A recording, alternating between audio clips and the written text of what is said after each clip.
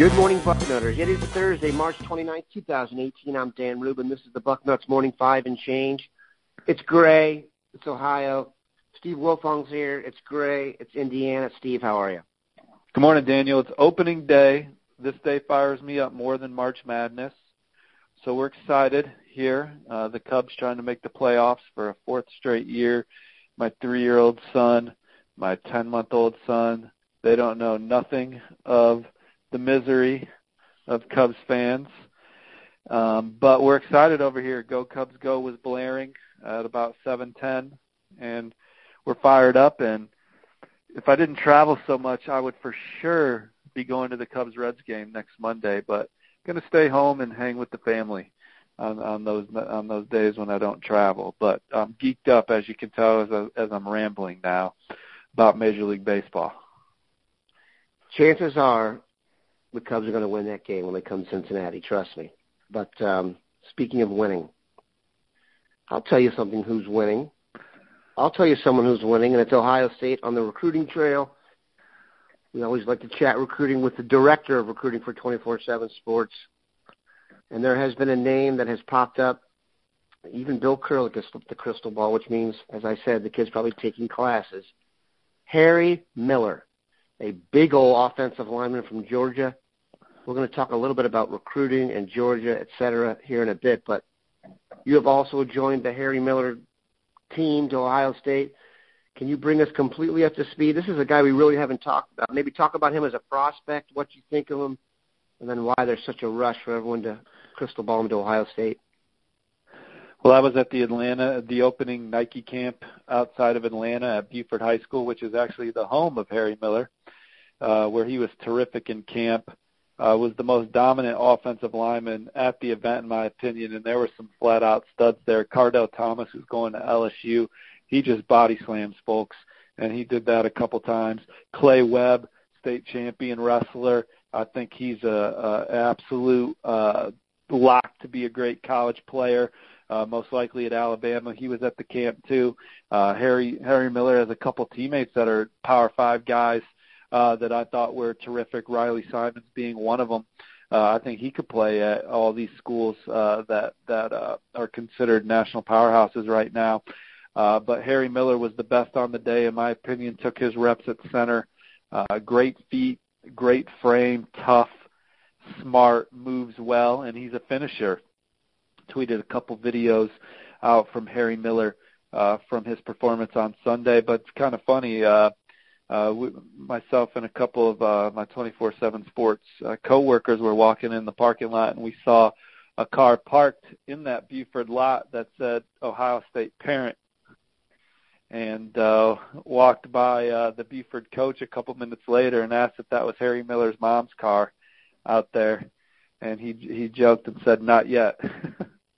But Coach also said in a later conversation, Harry's really excited about Stanford, and they're going out to Stanford here to visit. 4.0 kid. I think he may even rank number 1 in his class. I'm going to go out and check out Stanford. Also high on Clemson, nearby Clemson. Been there a ton. Harry spoke extremely high of Clemson. So those are the 3 teams that I think are in the best shape for Harry Miller, who now ranks as the number 2 center in the 24/7 Sports recruiting rankings. Has played tackle on the prep level. He could play center or guard at any of those places, Clemson, Ohio State, or Stanford. And coming back to Ohio State for his official visit, where he's really looking forward to getting around Billy Price. That's one of the things that he said he thought Billy Price would be around and he'd get to spend some time with him, but loves spending time with the staff there. I think what you have here is Ohio State's done a terrific job, from Coach Stud to Coach Urban Meyer to Coach Day to Coach Mark Pantoni. He mentioned Pantoni as well. Clemson, he's so familiar with those guys, Coach Caldwell, Coach Sweeney, and those guys have done a great job with Harry as well. Stanford, that's a school that if Clemson and Ohio State weren't doing such a great job recruiting him and weren't playing at such a high level, you probably already put him on the Stanford commitment list, typically in most years. But right now I like Ohio State for Harry Miller. Harry is an elite prospect in the state of Georgia, yet the Bulldogs are not in the mix. I find that a little bit engineering. Curious. So they're in the top 5, but he wants to major in engineering, and I get the sense the engineering program isn't where he wants it to be. Okay. Where Stanford's engineering program's 2, Ohio State's in the top 30.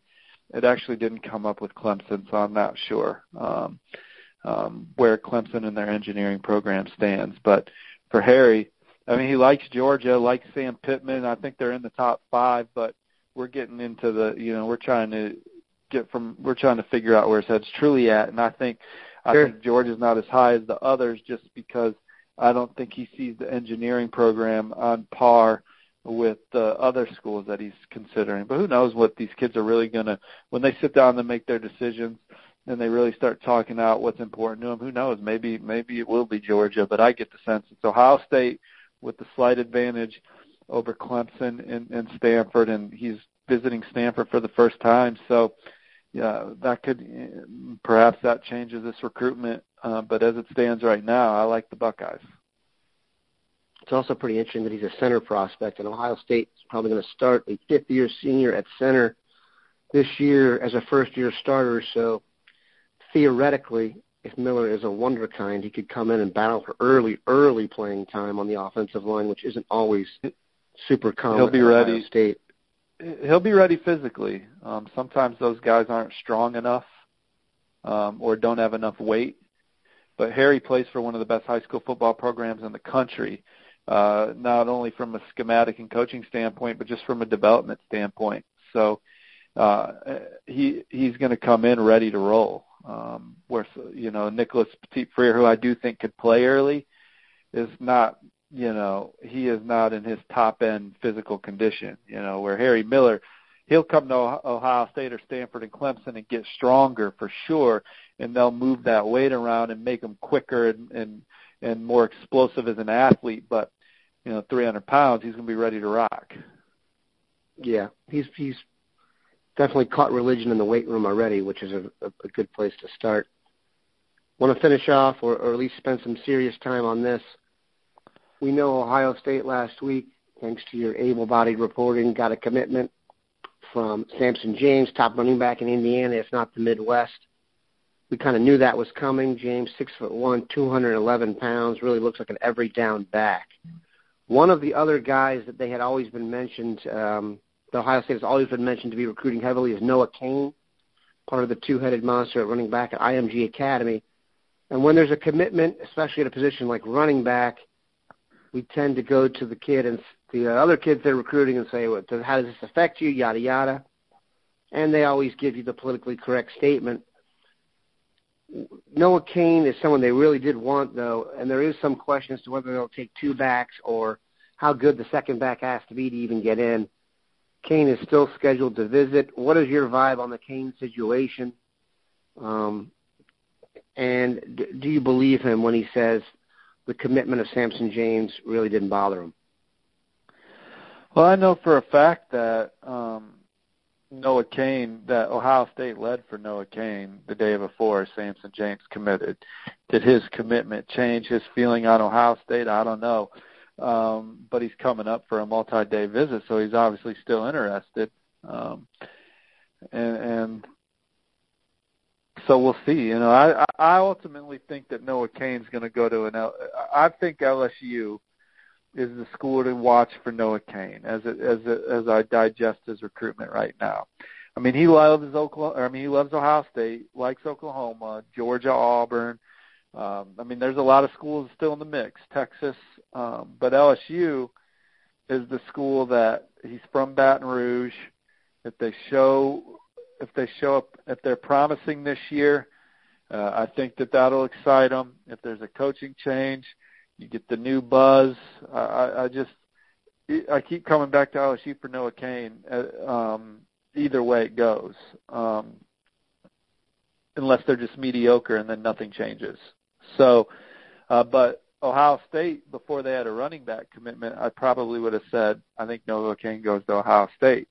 Now, I'm not saying he won't. my gut, as it plays out, covering recruiting for a lot of years, and I've been wrong. This is just me speaking in educated hypothetical, I guess, that I kind of like LSU for Noah Cain when it's all said and done. So I'm not going to put in a crystal ball on Noah Cain just yet. But Ohio State, before Sampson James committed, got some good intel. Ohio State led, and I probably would have put a pick in for the Buckeyes at that moment, but then Sampson James committed, so now I'm not sure. The troubles of being an elite recruiting powerhouse. Noah Cain or Sampson James. I'm sure there are plenty of programs that would love to be in this predicament. We appreciate Steve stopping by. We're sorry we were a little bit late today, people. Technical difficulties. Go Nats. Have a good one, Buckeyes.